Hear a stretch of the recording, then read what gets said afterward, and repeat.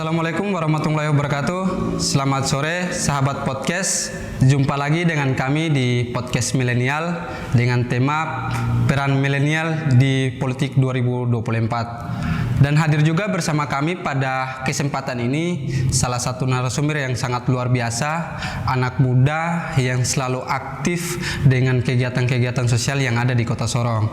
Sahabat podcast, beliau ini juga merupakan salah satu mantan Ketua PMI Cabang Sorong periode 2021 dan 2022. Dan sekarang juga beliau menjabat sebagai Ketua Gemasaba Papua Barat Daya 2023 dan 2027. Nah, sahabat podcast, mari kita sapa dulu narasumber kita pada hari ini, sahabat Ain Gajam. Halo, assalamualaikum sahabat. Waalaikumsalam Pak Ketua. Ya, ini sapaannya biasa ketua-ketua ini, tapi sudah kali ini saya sapa biasa dengan sahabat ya, yang sering disapa oleh teman-teman yang lain. Sahabat, kita sering kumpul-kumpul jauh-jauh sebelum itu, kita sering ngopi bareng, terus diskusi-diskusi untuk menyiapkan perangkat aksi. Masih aktif waktu masih jadi ketua cabang kan, sering-sering demo dan lain sebagainya. Tapi kali ini kita berbeda, sahabat. Kali ini kita bicara persoalan bagaimana peran milenial di politik 2024. Nah, sahabat Ain ini kan juga merupakan mantan ketua cabang PMI begitu. Dari perjalanan, artinya organisasi ini kan ada pahit manisnya begitu. Mungkin sahabat sedikit menceritakan terkait dengan pengalaman sahabat ya, pengalaman sahabat mulai dari awal proses sampai jadi ketua cabang. Maksudnya mungkin kendala atau kesulitan apa yang pernah sahabat alami di masa-masa berproses di PMI, mungkin sedikit ceritakan. Ya, jadi hari ini temanya tadi terkait dengan milenial. Apalagi kita dalam beberapa hari ke depan kita akan memasuki momentum bersejarah, yaitu 17 Agustus, yang dimana kita kembali mengenang para perjuangan pahlawan kita, pahlawan bangsa dan negara, yang kemudian memperjuangkan cita-cita kemerdekaan Indonesia hingga saat ini, dan menjadi tanggung jawab kita sebagai generasi milenial untuk melanjutkan itu. Berangkat dari pertanyaan tadi terkait dengan pengalaman itu, saya sedikit sampaikan. Sebelum sebagai ketua cabang, saya pernah juga menjabat sebagai sekretaris cabang, berproses di sekretaris cabang sehingga dipercayakan, diamanahkan untuk kemudian selanjutnya memimpin PMI Cabang Kota Sorong pada masa periode 2021 hingga 2022. Di masa-masa periodisasi itu kami memiliki banyak kendala-kendala, apalagi di mana waktu itu dampak COVID-19 yang melanda seluruh dunia ini, bangsa termasuk Indonesia dan khususnya di Kota Sorong juga, sehingga bukan hanya PMI yang merasa dampak itu, tapi teman-teman dan dari HMI juga waktu itu. Betul sekali. Ya, kita semua merasa dampak itu, dan tentunya itu menjadi keresahan buat kita semua, apa yang dirasakan oleh masyarakat banyak. Sehingga seringkali kita jumpa, ngopi, bertemu, kemudian melakukan beberapa aksi-aksi, diantaranya audiens juga dengan DPRD Kota Sorong, ya berbicara soal COVID dan lain sebagainya.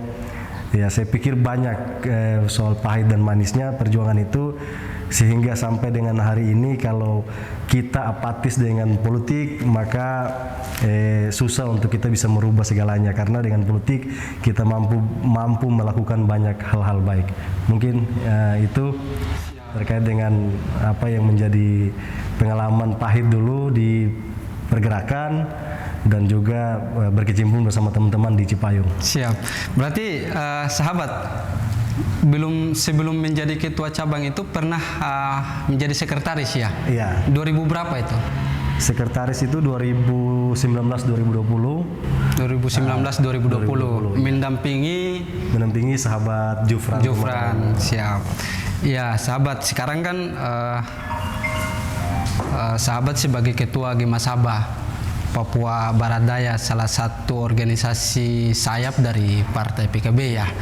Nah, Gemasaba ini kan belum banyak yang terlalu mengetahui persoalan fungsi dan peran Gemasaba ini seperti apa begitu.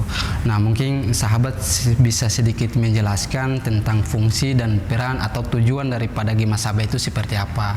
Ya. Kalau Gema Sabah ini ya memang bagian daripada Badan Otonom Partai Kebangkitan Bangsa, salah satu badan otonom termuda di PKB yaitu Gema Sabah, terbentuk dari kalangan milenial yang tujuan untuk bergerak ke milenial, lebih tepatnya itu ke mahasiswa. Jadi kalau sampai hari ini banyak yang belum tahu soal Gema Sabah, saya pikir wajar karena organisasi baru, ya badan otonom baru juga di PKB, sehingga ini masih butuh adaptasi dengan lingkungan, kemudian juga dengan masyarakat dan terkhusus pemuda. Dan kalau berbicara target dan sasaran Gema Sabah itu milenial, terkhususnya juga mahasiswa. Iya, Gema berarti Sabah, cocok ini Gema Sabah dengan podcast kita milenial. Iya, iya. Ya, begitu. Namanya sama ya, milenial. Tapi perannya yang berbeda. perannya yang berbeda. Oke, lanjut. Ya, jadi kalau Gema Sabah ini dia berbicara juga untuk pemuda, milenial secara umum dan juga terkhusus ke mahasiswa. Jadi kalau hari ini banyak pemuda yang apatis, kemudian masa bodoh dengan politik, Gema Sabah hadir kemudian menjadi wadah untuk mengelola potensi dan asa-asa milenial ini untuk bagaimana sama-sama menjadikan politik ini sebagai salah satu alat untuk merubah sebuah perubahan di daerah, kemudian bangsa dan negara secara umum gitu. Iya, sahabat.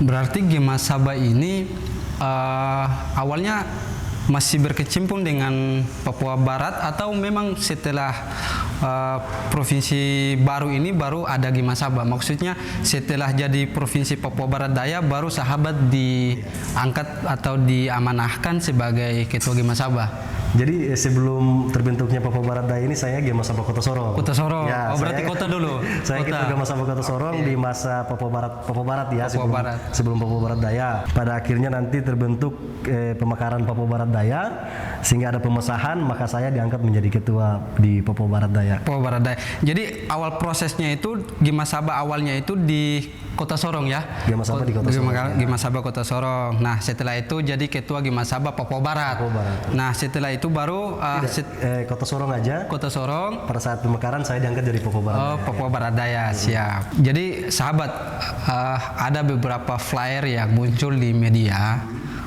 terkait dengan pencalonan sahabat di politik 2024. Bahwa sahabat juga merupakan salah satu calon DPR Kota Sorong. Nah, sahabat, apa yang memotivasikan sahabat sebagai anak muda yang sekarang untuk ikut terlibat mengambil bagian dalam politik 2024? Karena gini sahabat, tidak semua orang itu bisa berpikir untuk masih muda begitu kan, tes dulu PNS, jangan terburu-buru ikut dalam politik praktek begitu. Tapi kali ini sahabat berbeda pemikirannya dengan yang lain. Artinya dalam usia muda begini tapi sahabat langsung ikut mengambil bagian dalam politik itu. Apa yang motivasinya sahabat?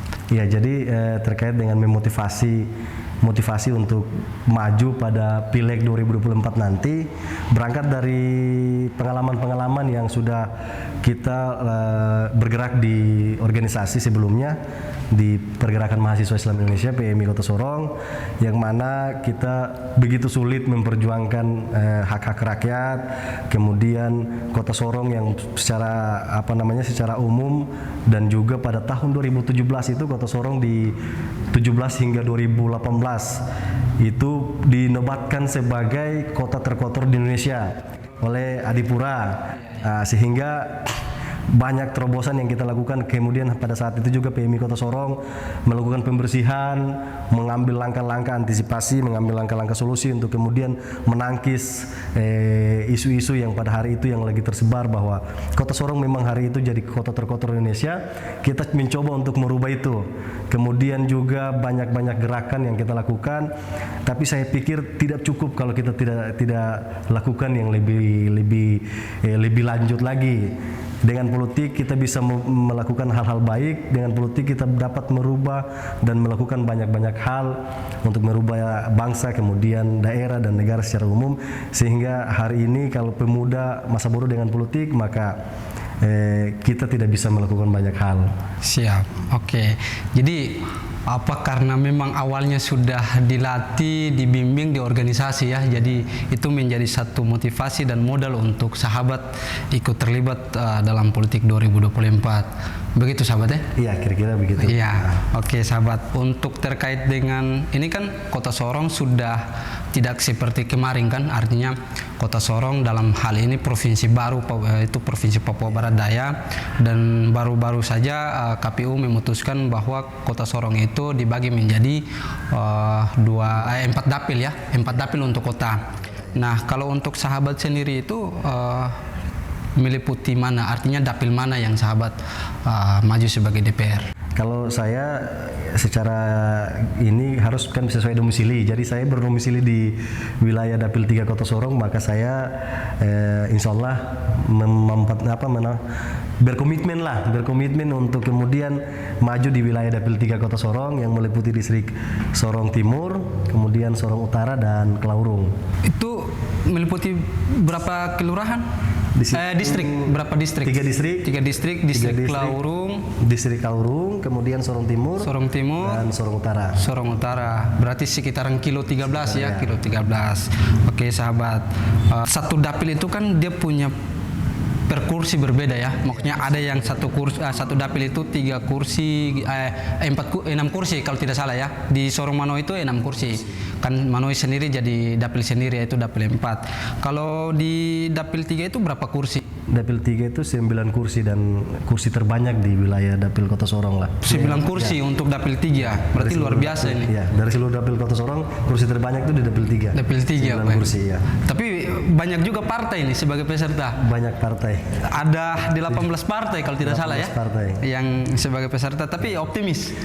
Insya Allah kita optimis. Insya Allah. Ya, harus optimis. Harus optimis. Kalau kita optimis kan jangan dulu maju.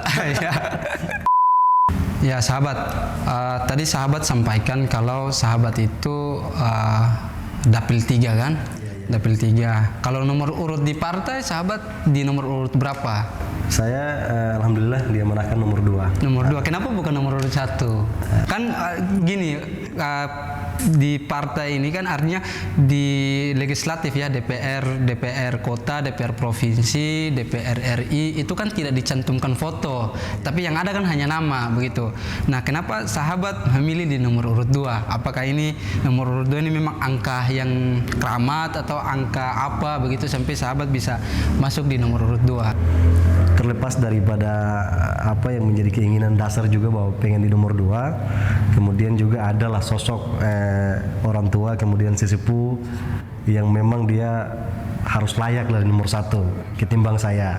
Kita harus legowo karena itu tadi etika apa dan lain sebagainya, sehingga saya pikir nomor 2 adalah nomor yang pas buat saya ya. Nomor 2 ya, berarti sahabat berada di partai PKB dengan nomor urut 2. Ya, tapi bukan berarti harus untuk menjadi DPR itu bukan berarti dilihat dari nomor urutnya, ya, begitu sahabat ya. Tapi dilihat dari suara terbanyak di dapil tersebut dari partai itu. Kalau kemarin keputusannya kepada sistem pemilu tertutup, maka itu berpengaruh. Berarti itu kembali kepada keputusan partai. Berpengaruh, tapi keputusan yang sudah dilakukan oleh MK kemarin bahwa pemilunya terbuka, jadi nomor urut tidak berpengaruh. Berarti nomor urut tidak berpengaruh. Siapapun dia, suara terbanyak ya. Suara terbanyak ya, sahabat. Berarti nomor urut 1 sampai nomor urut berapa? 1 untuk dapil 3? 9. Berarti satu dapil itu untuk satu partai ada 9 orang. 9 orang. Dan sahabat sendiri berada di nomor urut 2. Dan memang tidak ada pengaruh sama sekali dengan nomor urut. Nah, sahabat, bagaimana caranya untuk sahabat yakin untuk bisa menang di 2024? Ya, saya pikir bukan yakin tapi optimis sih. Optimis ya, oke. Optimis. Saya pikir optimis karena apa yang menjadi gerakan-gerakan sebelumnya di organisasi perjuangan-perjuangan itu, sehingga berangkat dari situ membuat saya merasa percaya diri untuk kemudian dapat melakukan yang lebih besar lagi. Apabila punya kapasitas, kapabilitas, dapat bisa berbuat untuk banyak orang. Sehingga harapannya dengan kepercayaan masyarakat, semoga nanti di 2024 terpilih, insya Allah kita mampu memperjuangkan apa yang diamanahkan oleh rakyat. Ya, berarti kalau andaikan sahabat terpilih sebagai DPR, berarti salah satu DPR termuda di Kota Sorong atau kayaknya DPR termuda di Indonesia sepertinya ya. Saya pikir kalau yang muda ini banyak, bukan saya Banyak. sendiri. Oh, begitu. Bahkan saya ini sudah paling tua kayaknya. Ada yang lebih muda daripada saya juga. Yang nyalek di 2024, tidak apa-apa. Memang kita pemuda dituntut untuk harus berpolitik. Berpolitik, siap. Semua di negara ini diatur oleh politik. Atur oleh Tanpa kita sadari itu diatur oleh politik, sehingga kita tidak perlu sensitif kemudian apatis dengan politik, berbaur seperti biasa, dan pemuda-pemuda harus juga terjun ke politik untuk bisa dapat merubah segalanya. Baik. Ini juga sebenarnya sebagai bentuk motivasi saya sebenarnya. Karena saya lihat sahabat ini terjun ke dunia politik, kayaknya saya mau belajar dulu sama sahabat ini terkait dengan politik. Saya mengakhiri diskusi kita pada hari ini, tapi sebelumnya itu mungkin sahabat bisa melakukan closing statement begitu kan untuk generasi milenial, terus yang ada di pemilih pemula yang ada di Kota Sorong. Karena baru-baru ini saja artinya anak-anak yang masih baru selesai mengikuti proses ujian sekolah, ini kan mereka juga punya hak untuk memilih. Nah, mungkin saya minta untuk sahabat lakukan closing statement pada acara ini. Baik, mungkin saya kutip dari pimpinan kami di Ketua Umum DPP PKB. Beliau mengatakan bahwa DPR yang ngantukan berarti rakyat yang ngantuk. Kemudian DPR-nya malas berarti rakyatnya juga malas. DPR-nya tidak bisa berbuat apa-apa berarti rakyatnya juga, karena apa yang menjadi DPR itu cerminan untuk masyarakat. Rakyat yang pilih dia sehingga dia mampu di sana. Sehingga hari ini kita dituntut untuk kemudian cerdas dalam memilih, kemudian bijaksana juga dalam memilih figur, sehingga dapat merubah dan membawa aspirasi pada masyarakat pada umumnya. Ya. Siap, sahabat podcast, itu singkat diskusi kami pada hari ini dengan sahabat Ain Gajam. Saya sampaikan bahwa beliau merupakan salah satu calon anggota DPR Kota Sorong dari Dapil 3. Nah, teman-teman yang nonton jangan lupa untuk subscribe, like, dan komen. Dan saya tutupi acara diskusi ini dengan mengucapkan Assalamualaikum warahmatullahi wabarakatuh. Waalaikumsalam warahmatullahi wabarakatuh.